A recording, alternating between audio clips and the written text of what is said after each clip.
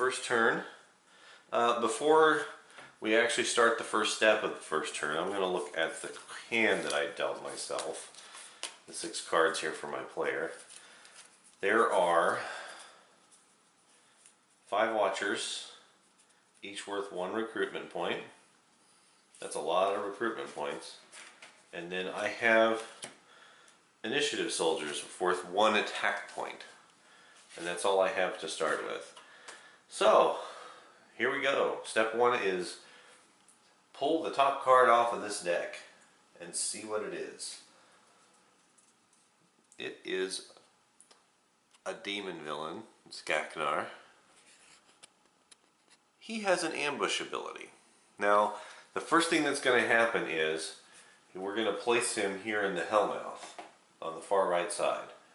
If there was a villain here, it would get pushed to the left and so on. Because there are no villains here, it's a clear slate. We're just going to put him here. But he has an ambush ability, and that ability occurs when he enters Sunnydale.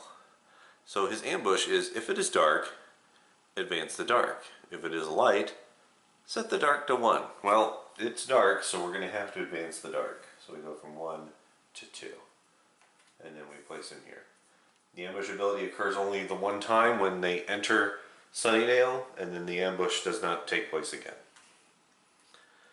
So, unfortunately, I only have 1 attack, or 2 if you want to count my courage token, and this is 4 to defeat, so I don't have enough attack to kill it.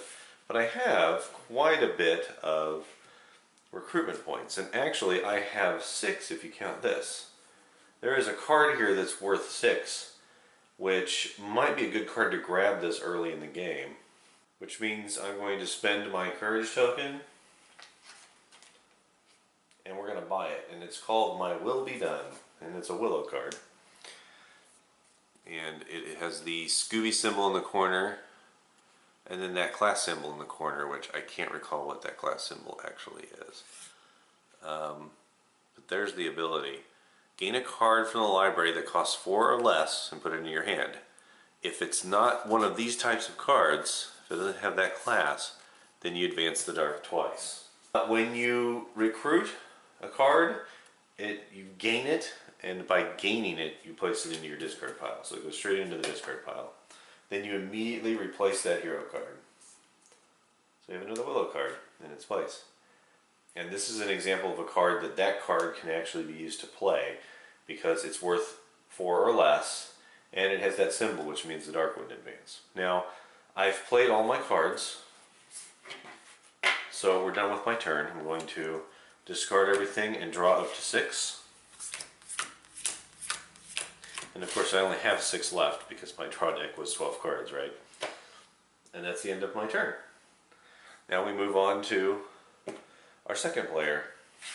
Our second player has in his hand, he's got 4 Watchers and 2 Initiative Soldiers. We draw from the villain deck. It's a Master Strike. We got one early. That's kind of sucky. Okay, so here's the Master Strike. The Master Strike is, technically it's KO'd. You do the ability that the big bad explains, but I'm going to put it over here because we need to keep track of them. Because the Master Strike says to set the dark to 3, first off. Then each player discards a random card for each Master Strike that has been played. So there's only 1, so we're going to discard 1 card at random. Now of course this is the beginning of the turn, so these are all still in my hand. So I'm going to shuffle these and then get rid of 1. So let's get rid of that one. I lost a Watcher. Okay. And then over here, same thing. I'm going to have to shuffle these. And we're going to have to discard a card from my other player's hand. And we'll discard this second one here. And it's a Watcher. But you notice that it was a Master Strike, so nothing advances here.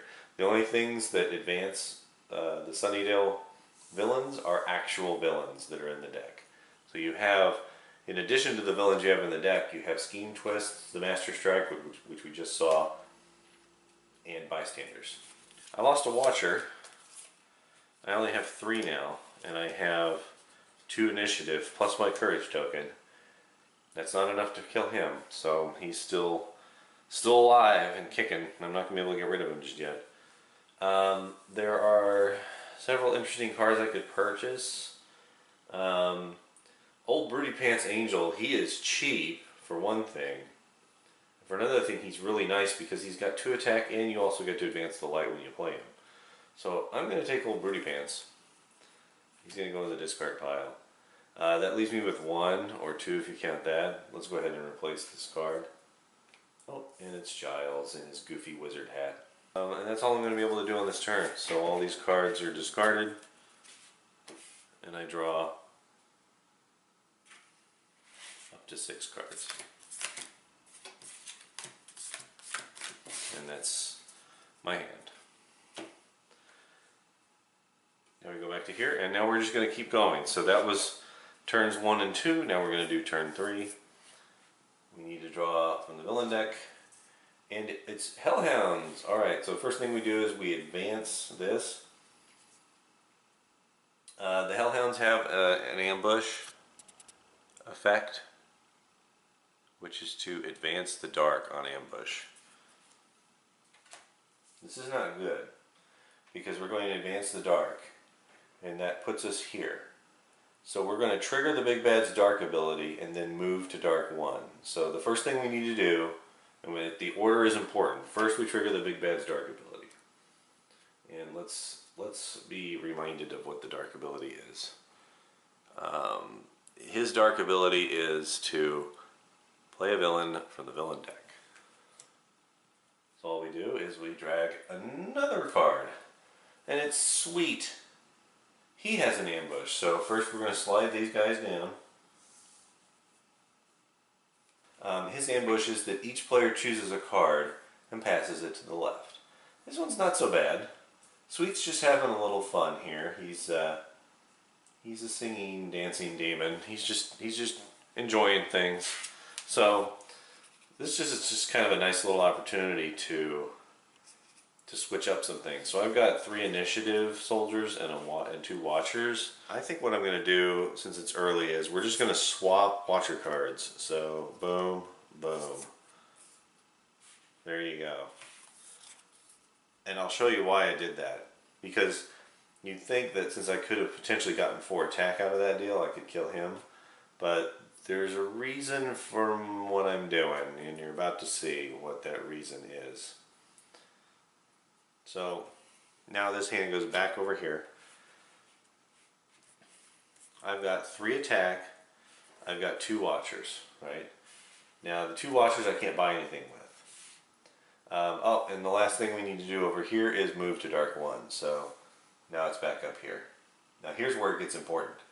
One of the things I hadn't mentioned before now is that there is, and it's maybe a little hard to read, but above downtown and above Sunnydale High, there is some text, and it says fight, advance the light. And the same thing over here. What that means is that if you defeat a villain in either of these 2 locations, you get to advance the light for defeating the villain, for fighting it and defeating it. This right here at Sunnydale High, if I defeat it here, we get to advance the light, and we get to actually enter the light side of the light dark track, which is great. So I've got 3 attack. I'm going to spend that to kill these Hellhounds. I'm going to slide my discard pile over a little bit here so that I've got some room, because I'm going to put him here. This is my player's personal victory pile. I killed these Hellhounds, and they gave me 1 victory point. So I'm going to put them there. So now I have draw, discard, victory, and then I have my hand and my play area, which right now I'm just kind of sharing the play area with the other player. So I have my 2 watchers, which doesn't give me anything. Since I defeated a villain in this location, I get to advance the light. Now we're at light 1. And that's a little bit of strategy there. So that's the end of my turn. Now I'm going to take the discard pile, and we're going to shuffle it and draw a new deck of 6 cards.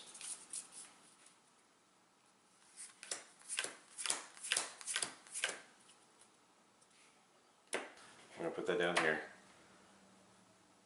Now it's his turn. This is turn 4. We draw the top card, and it's the Anointed One. He also has an ambush, so this is interesting. First, we slide. Then we're going to place him and play his ambush ability.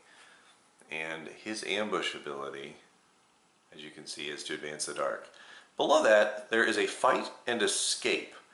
And I'll talk about escape when we get to it, and we most definitely will. I don't think that's going to not happen. I think that's definitely going to happen later. But they both say same effect. All that means is look above to find out what the effect is. They're just trying to save, having to say advance the dark, advance the dark. So when you fight him, you advance the dark. And when he escapes, you advance the dark. And he's 4 to kill and 1 victory point. So then he goes here. We advance the dark. Now we're back at dark 1 again, right back at the beginning of the game. So our hand is filled with watchers. We've got 4 watchers and 2 initiative soldiers. I do have the courage token still, however, that's only 3 attack and it's still not enough for me to kill anything. But with the 4 watchers, I can play those and purchase this card right here, which is a really nice card. This is a deck thinning card, and early in the game it's very useful. It is Giles when he was opening the magic shop and wearing this really goofy wizard outfit. It was hilarious. But his ability is that you may KO a watcher in your hand, and if you do, you gain a potential slayer and place it into your hand. So this is a case where it doesn't go in your discard pile, it goes directly into your hand. And if you gain it directly into your hand, you have an opportunity to discard that potential slayer you just acquired, because you haven't played it yet, to advance the light. But KOing a watcher is good because you're replacing it with a card that gives you 2 recruitment points and getting rid of a card that gives you 1. So you're thinning your deck, you're getting rid of these watchers that are clogging your deck and only giving you 1 recruitment. So we're buying him. He goes right here into the discard pile. And then we replace immediately. And we end our turn. So we need to... Early in the game, there's a lot of shuffling. This is true in all the legendary games, legendary encounters. There's a lot of shuffling early in the game. As the decks get bigger, as the decks get thicker, assuming you're not hitting them too much, as they get thicker, then we will be shuffling less and less.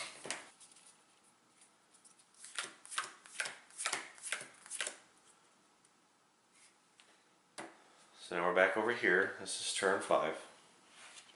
We draw from the villain deck, and we get another Hellhound. Again, we advance the dark on ambush. Everything slides down. He enters Sunnydale and has an ambush effect of advancing the dark. We're having a real hard time controlling the dark here. We need to do something about that. Maybe Willow would be of some help here. We've got some watchers. I got 4 watchers that I can play. I only have 1 initiative soldier. That's not helpful. But I have Willow's card that lets me gain a card from the library that costs 4 or less and put it into my hand. And as long as it's not... As long as it is the magic class symbol, I don't have to advance the dark twice. And that's what we're going to do. So the 4 or less cards that have that magic symbol are this one, and this one. These are both the same card. Research Guy is you reveal the top card of your deck, and if it's either a Watcher or a Slayer, you gain a Courage token. I'm taking that card. This is the one I want. This will be useful when I start buying potential Slayers, which I'm probably going to be doing right now with the 4 that I have. I could acquire Xander, which is also useful because he can get us straight into the light side of the track. So we're going to take this one, which is if it's dark, set the light to 1, and if you play another card with the Scooby symbol, like Willow's here, you get extra attack equal to whatever the light level is. So we'll put him here, replace the card, End of the turn.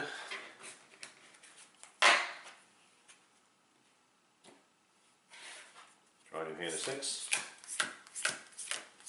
I got 1 card left in my draw deck.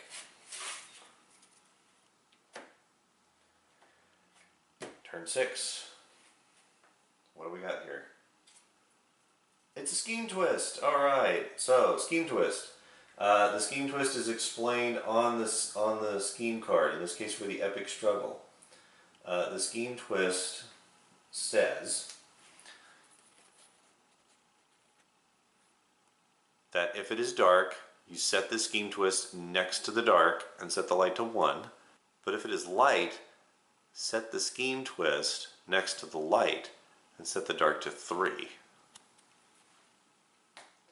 Well, we're on the dark side. Unfortunately, the scheme twist has to go there, so the twist is on the dark side, and according to the scheme, the evil wins when a 4th scheme twist card is placed on the dark side. But, oh, we get to flip-flop, and now suddenly we're on the light side. So that's good, and that helps against, say you shuffled, and you shuffled as well as you could, but there's still a bunch of scheme twist cards that are all next to each other. This prevents you from getting pummeled and losing easily, because this will bounce back and forth, and there are 8 cards, so it takes a while for you to get 4 there. So we'll see what happens. Let's see if we have enough attack to fight and destroy any one of these things, especially if we can destroy one that's here or here. We get to advance the light. And fighting the Anointed One is probably not a good idea, because his fight effect is the same as his ambush, which is to advance the dark. So we go from light 1 to dark 1 and back to light 1 for beating him. We don't want to do that. So we got a Watcher here. Hey, we got old Broody Pants. We're definitely going to play him. So we've got 3 Watchers. 3 Watchers over here for 3 recruit. We've got a couple initiative soldiers for 2 attack, but we also have angels to attack. That gives us the 4 we need. I'm playing angel, and because I'm playing angel, I advance the light, so it actually goes to 2. This is where getting rid of the Anointed One might not be so bad a deal. We can get rid of him,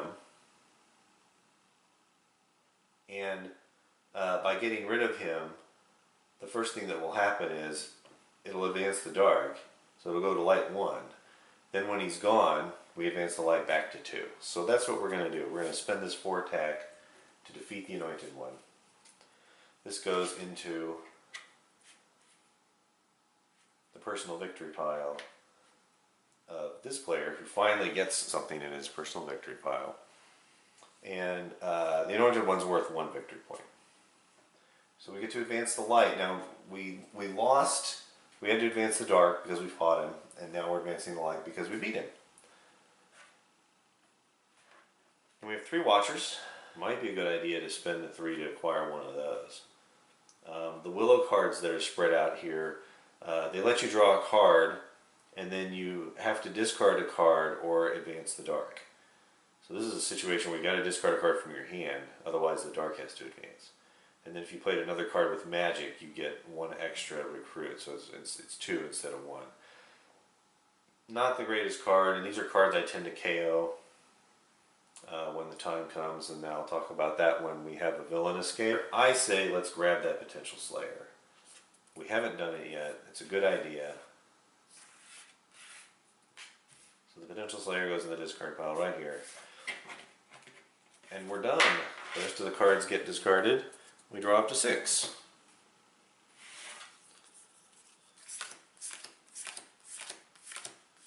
We have 2 cards left in our draw pile. Now we're on turn 7. So, turn 7. Things are looking interesting so far. We haven't tried to fight the big bad yet. One of the things I haven't brought up yet is that you can fight as many villains as you want on your turn, assuming you have the attack to do it. And you can also, as an alternative, you can fight the big bad. Now the big bad right now, he takes at least 7. You have to have at least 7 attack to encounter him or fight him. If we were on the dark side over here of the light dark track, he would be much stronger because of the scheme that doubles up on his regular ability, which means that, like I was saying before, he's 9, 11, and 13 attack to actually encounter him. So let's go ahead and draw. See what we get here. We get Darla. She has an ambush ability, so we have to slide this over first. And then we're going to place Darla into Sunnydale, and when we do, her ambush ability is that she's going to advance the dark once for each order of Aurelius villain in Sunnydale. Well, she's the only one, so counting herself, we just got rid of the Anointed One, which was great because he was an order of Aurelius villain. So we only have to advance the dark one time. So, boom. We're still on the light side of the track, which is good. Now, what can we do on our turn? I've got a couple initiative soldiers. Actually, I've got 3 initiative soldiers. We can take something out. I've got 3 watchers. So, what I'd like to do is take the 3 initiative soldiers and let's kill that Hellhound. By killing the Hellhound in this location, we get to advance the light, which is great. We like to see that. Now we've got the 3 watchers. Again, our choices aren't particularly wonderful right now. We've got these 3 cards, which I said I don't really like those too much. I mean, Willow, her cheaper cards are not that outstanding unless you can get several of them together, and then they can chain off of one another. One of the things I probably didn't mention already was that the ability that requires you to play another card with that symbol, you can't reciprocate. So you can't have these 2 cards played. Like, you can play this card and then play this card and be able to use that because you played this one because it has that. But you can't turn around and then say that this ability is activated because you played that one. It doesn't work that way. That's not how that works. You play the card and then you play the next card, and that's how it works. But if I had 3 of these, I can play this card and then play this one to activate that, and then play this one to activate that onto here. So as a result, I can get 2, 2, and 1, or I should say 1, 2, and 2, for 5 total recruitment points. But with 3 watchers, I'm grabbing a potential slayer. We need to start stocking up on potential slayers. And then that's the end. Now we'll see a quick demonstration here of what happens when you don't have enough cards. So I'm drawing the first of my 6, but now my draw deck is empty. So now I shuffle everything that was in my discard pile and draw 5 more.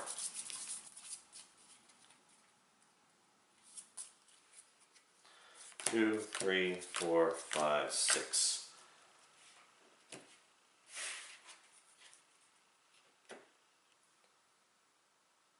Now we're off to turn 8. I think after this 8th turn, I'm going to take a pause and end it, and then we'll pick up with turn 9 on the next video. So turn 8, let's see what we got here. We got a bystander. All right, so this is a great opportunity to explain bystanders. When you draw a bystander from the villain deck, the bystander is abducted, if you will, captured by the nearest villain. And this is the nearest villain starting from right to left. And if there are no villains here, the bystander is captured by the big bad instead. What this means is that right now, Darla is going to capture Lily. So we're going to put Lily here and put Darla on top of her. There we go. So Darla is now captured Lily and is holding Lily.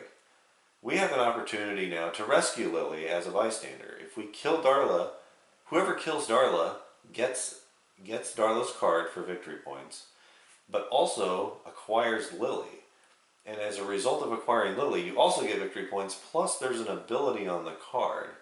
Now, that ability is activated when you rescue that bystander. In her case, it is you draw 2 cards and then discard 1. So that's what Lily does when you rescue her. What happens if a villain makes it all the way across here, gets pushed all the way over, and then gets pushed off of this leftmost location, which is the cemetery, which I will remind you is misspelled. It is A-R-Y instead of E-R-Y. I'm tempted to like tape over the A and write E. It would look really tacky, but it bugs me that that was misspelled. Not just here, but it just everywhere in the rule book it was misspelled. Just horrible. But when villains get pushed across and one drops off of here, it escapes and it goes into this escaped villains pile. And then there are other things that happen as a result of a villain escaping, including the dark track advancing. But if you have a bystander, at least one bystander. Now they can hold more than one, so Darla could pick up another bystander and be holding two of them, and you beat Darla and you get both of them, and both of their abilities activate. But if they escape with one or more bystanders, each player has to discard one card of their choice from their hand. They don't have to discard one at random, they get to pick one and discard it. But it's always just one card. It doesn't matter how many bystanders were taken away by the villain when the villain escaped, if that makes any sense. And then the other thing that happens that's very important is that when a villain escapes, not only does the dark track advance, you have to KO a card down in here, and the player whose turn it is gets to choose which one. The card must be value 6 or less. So let's say, for example, there's nothing out here but the unique cards for the 5 heroes, which is damn near impossible to happen. Then they'd be a bunch of 7s and 8s probably, and you wouldn't be able to KO one. And like I said before, when you KO, the card is destroyed for the remainder of the game that you're playing. So, for example, I could KO one of these cards, then you replace it immediately, and then it just goes in the KO pile, which I'm using this as the KO pile. You notice I haven't KO'd anything yet, but we will inevitably KO some cards here as we move forward.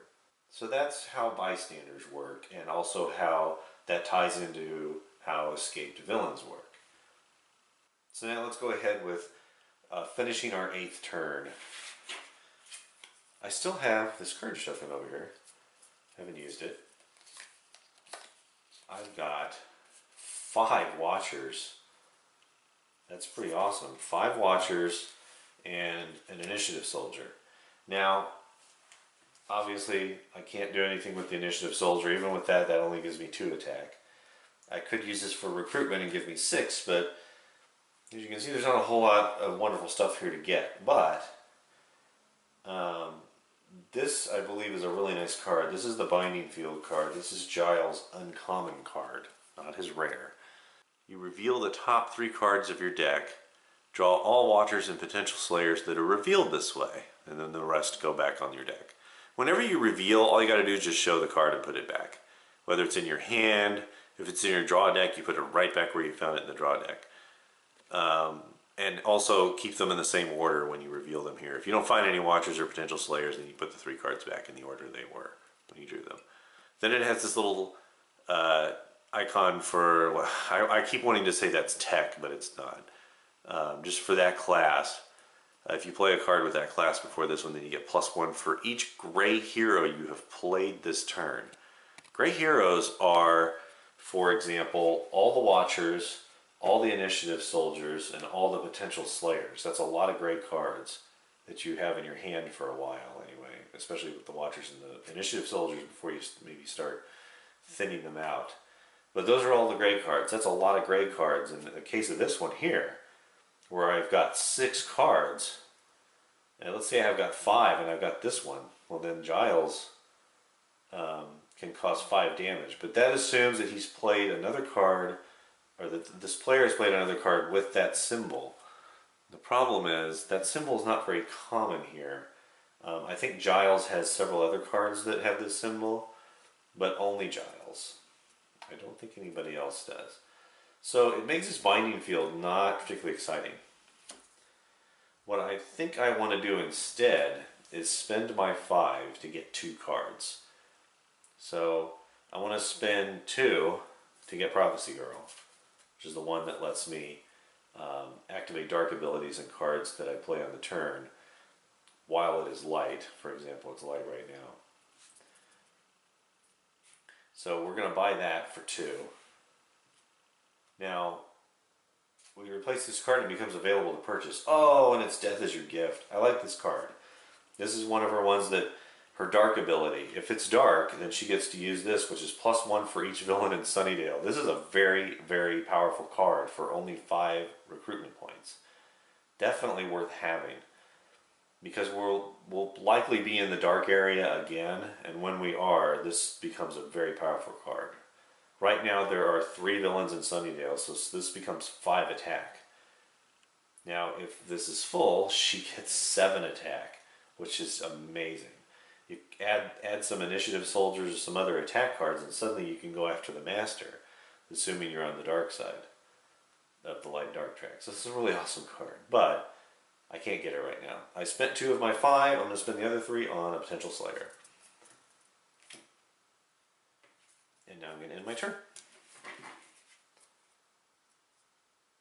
Again, we've got a situation here where I don't have 6 to draw. I have 2 left to draw, so we're going to shuffle this and then put 4 more cards in to our hand to make for 6.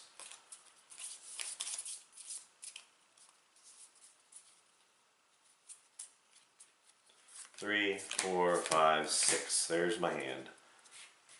Put that over here. Now I have my hand of 6, and I'm going to stop again here. And in the next part, we'll do turns 9 through 16. I'll just do 8 turns per video. I think that's sufficient. It does take a while still to explain some of this stuff because there's some other things that haven't happened yet that will require some additional explanation. So just to keep these videos as short as I can, once I've edited them and taken out shuffling and things like that, hopefully these videos won't be too long. So we'll pause here, and the next video we'll start with turn 9. So until then, this is Wild One signing off.